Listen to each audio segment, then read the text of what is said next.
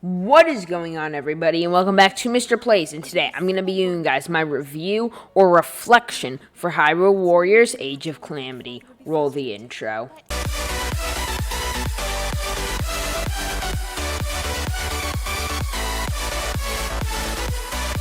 Okay guys, now I've been playing Age of Calamity for a few months now, and I have about 200 hours in the game. Now I have to say, I really have enjoyed the game a lot. In today's video, I'm going to be doing a review or reflection of the game in 4 main topics, featuring gameplay, characters, story, I will give spoilers before I talk about the story, and also just bugs and cool things in this game that I really enjoyed. Okay guys, so first I'm going to be talking about the gameplay.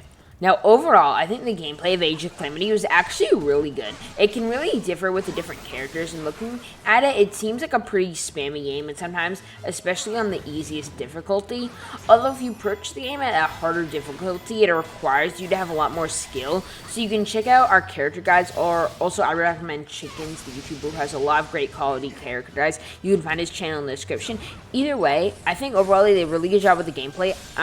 It's not really what people were hoping for. They were hoping for more of a Breath of the Wild, but since it's a Hyrule Warriors game, they went with the original Hyrule Warriors style of gameplay. But honestly, I really think I really got used to gameplay about 50 hours again, and I know just a lot of people just really wanted the Breath of the Wild gameplay. But sorry if you did love the Breath of the Wild gameplay, trust me, just give the game a try. I do think you will like it.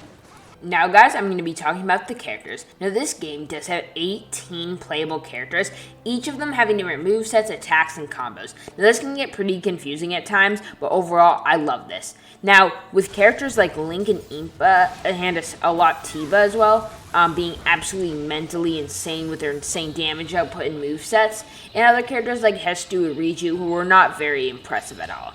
Now, I think this was one of the best parts of the game, because I feel like it just gives you somewhat of an urge to master some characters. You could also get a favorite character, which I really enjoyed, and you really want to level up your character a lot. So I think considering you only had one playable character, and like I forgot to mention, this game you can even play as Divine Beast, which is pretty neat. Some of the quests, of the Divine Beast quest being a little hard, but overall, I think the characters was literally one of the best aspects of the entire game.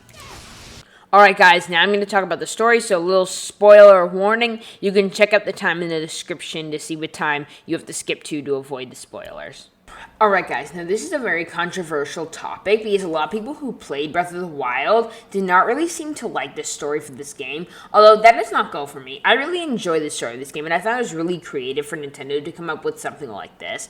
Now, if you are still a little confused on the story, click the top right corner or the top link in the description. I break down the entire Age of Calamity story, but either way, overall, I think a lot of people were disappointed by the story, and it was because, but it's really just an alternate timeline to Breath of the Wild, and I don't think this timeline was too disappointing, and even though I love Breath of the Wild and all, I probably would have preferred to stuck with the Breath of the Wild timeline. But honestly, the story, I actually really enjoyed how they used Terrico to create this alternate timeline.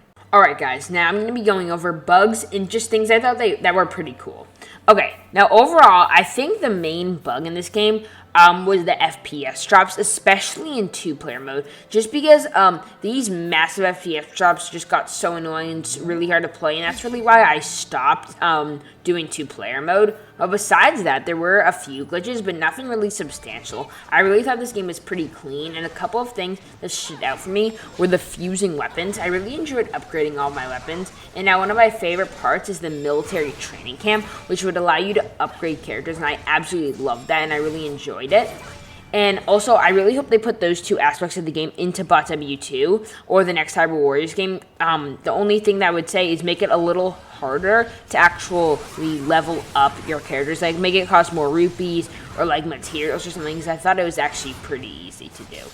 And the main thing, the number one thing that I enjoyed probably the most was each character had their own unique action and their each move sets and everything like that. It just made the game so cool and so different, and you could like master whatever character you want. And I also really like how some characters were better than others.